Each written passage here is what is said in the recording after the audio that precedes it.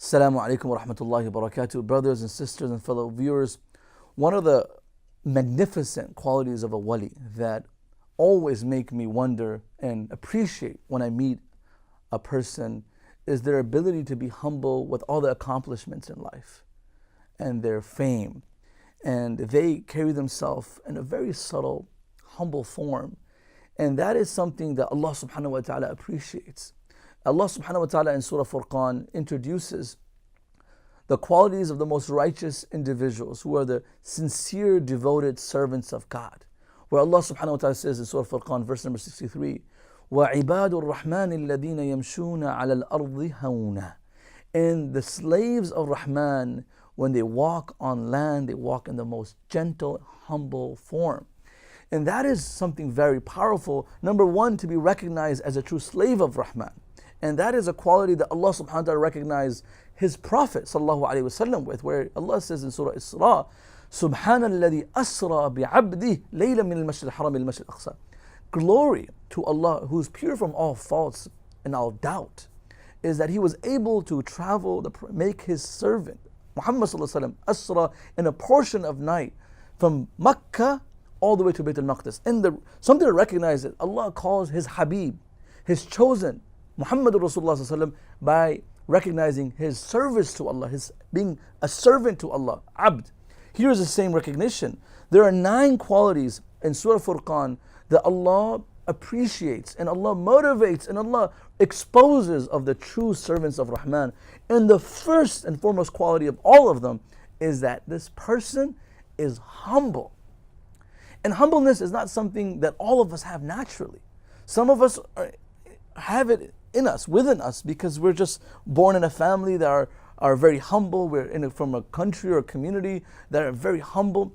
But some majority of us have to develop this, especially in a world that we live in today, where everyone's complimenting you, everyone wants to appreciate themselves. Everyone, sometimes they appreciate themselves. They just talk about. All they do is talk about themselves.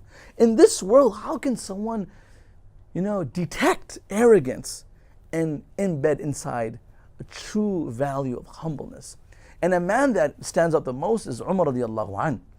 He, before Islam, everyone knew how arrogant this person was, and how he was able to boldly try to assassinate the Prophet sallallahu alaihi wasallam. And the Prophet sallallahu alaihi wasallam recognized his confidence, his ability, and the Prophet made dua for him. And he said, Allahumma izz al-Islam bi Umar bin Khattab wa Umar bin Hisham. Oh Allah, you honor Islam by giving the acceptance of Islam to 2 individuals, by Umar radiallahu anhu or Abu Jahl. And then one night the Prophet made specific, oh Allah, you honor Islam by giving the true religion to Umar bin Khattab and converting him into Islam. Allahumma izz al-Islam bi Umar bin Khattab khassa.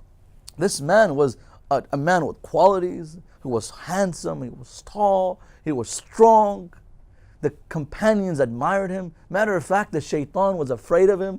La ilaha illallah. The Prophet ﷺ said to Umar, مَا لَقِيَكَ الشَّيْطَانُ إِلَّا سَلَكَ فَجًّا غَيْرَ فَجَّكَ. Can you imagine? The Prophet is praising you. And when people praise us, what happens to us? We start to inflate. And our superficial form of arrogance starts to, trickle out of our language, and our body behavior changes. The Prophet ﷺ said to Umar, when you walk, the shaitan dares to walk the same path. He runs away.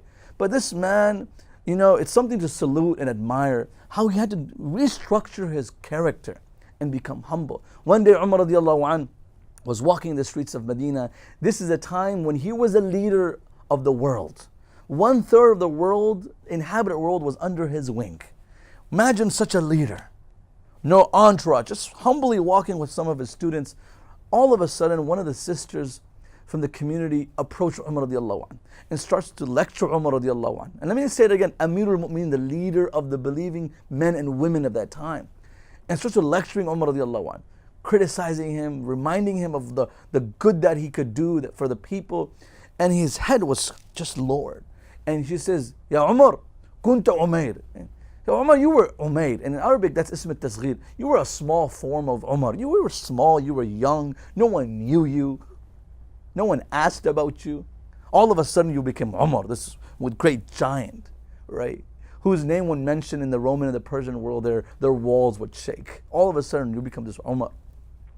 ثم صرت أمير المؤمنين. Now all of a sudden, no one's calling you by Umar. They're saying, Ya Amir al-Mu'mineen, Ya Amir al-Mu'mineen. That happens to us.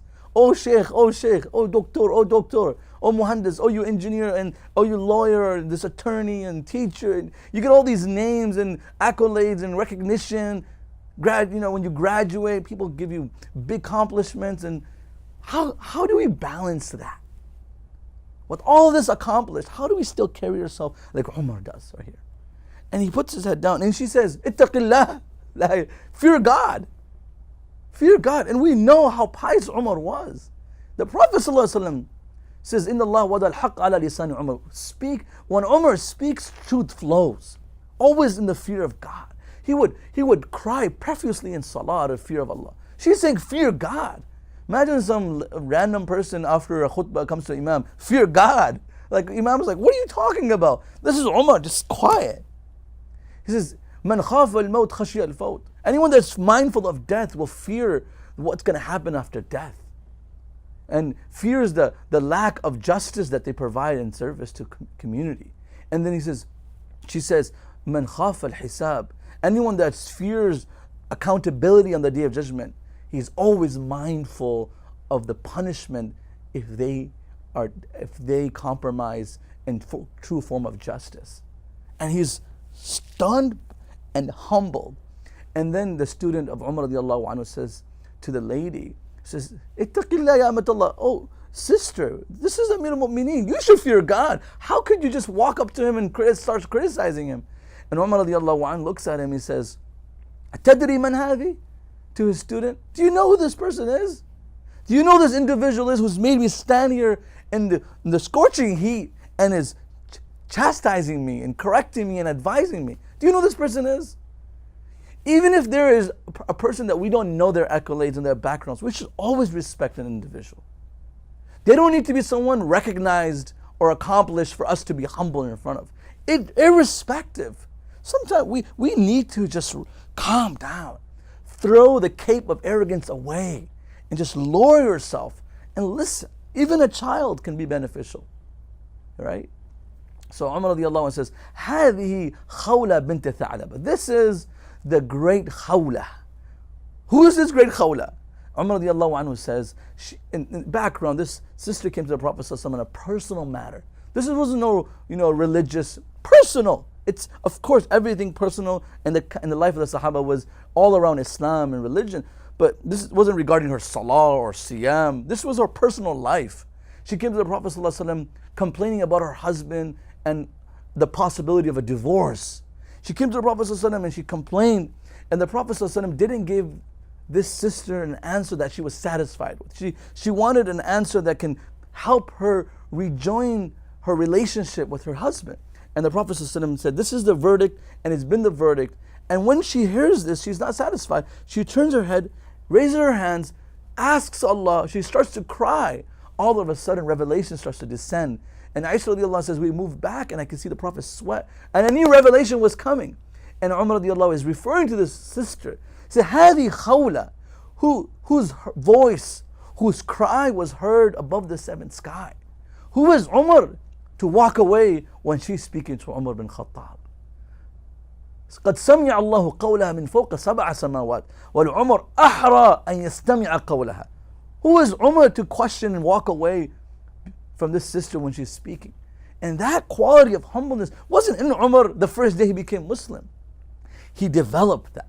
Brothers and sisters, all of us have our challenges. But one thing that we have to recognize, a true friend of Allah is a person who humbles himself, who overlooks the faults of others, and doesn't judge people, but judges himself before Allah puts you in account on the Day of Judgment, and there's judgment in front of the whole mankind. Few things, brothers and sisters, that can help us develop the true quality of humbleness.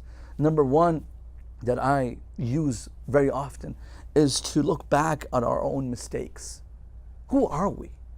كل ابن آدم خطاء. All of us are sinners, right? How are we allowed to go judge people?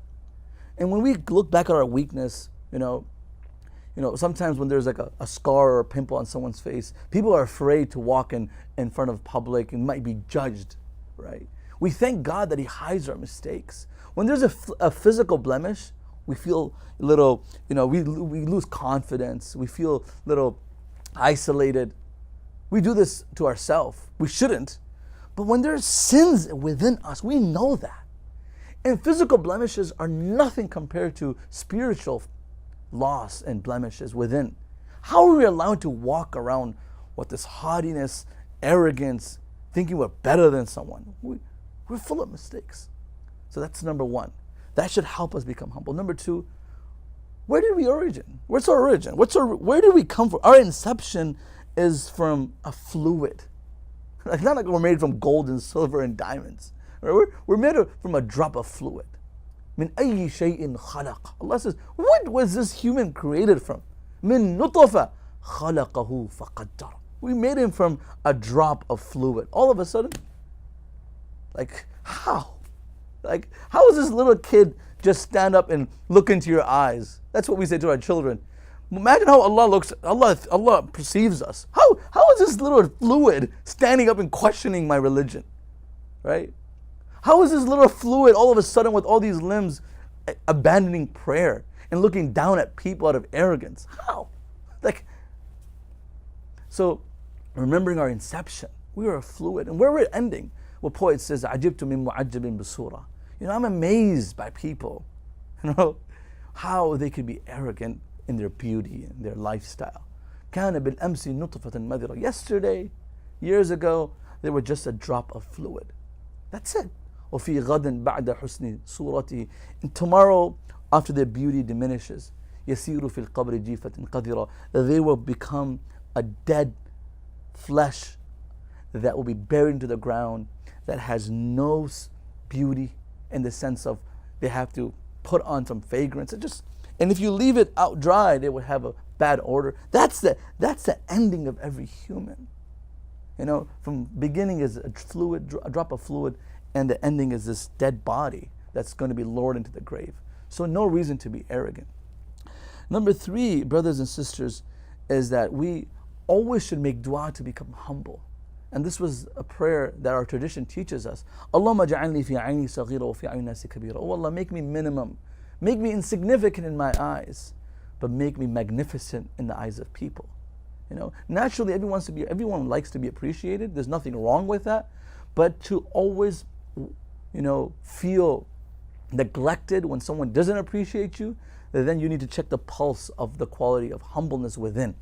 So brothers and sisters, this is something that we should always ask Allah for, reach for, inculcate in ourselves. We ask Allah subhanahu wa ta'ala to make us humble. And the last thing that I want you all to apply into your life right away is the quality of a saying of greeting people, Assalamu alaikum wa rahmatullahi wa barakatuh. The Prophet ﷺ said, Al-badi bis-salam bari'un min al-kibr. Anyone that initiates the as-salam to someone is free from any form of arrogance. That's huge. We live in a society, brothers and sisters, that we won't greet someone until they greet us. We'll come to a wedding, we'll come to a dinner, but if they meet us, I'll meet them. Especially if we get into an argument, we're not meeting them. Brothers and sisters, that argument, that rift needs to be removed by you humbling yourself. Why would you be humbled? Why is there the quality of humbleness then? You're only going to greet those who greet you, and you're only going to be nice to those who are nice to you, and you're only going to be humble to those who are above you? What does that mean? So when you walk into a hall or a masjid or a mall and you see a Muslim brother or sister, be the first one to initiate. We live in a society that even children don't say salam to their parents. They ignore them. Either it's out of negligence, they don't really care much about parents anymore. And that's sad. If a child cannot appreciate the most favor that was done upon them, the person that helped them throughout their life as their parent, and they can't humble themselves in front of a parent, how would they ever humble themselves in front of a spouse, in front of a teacher?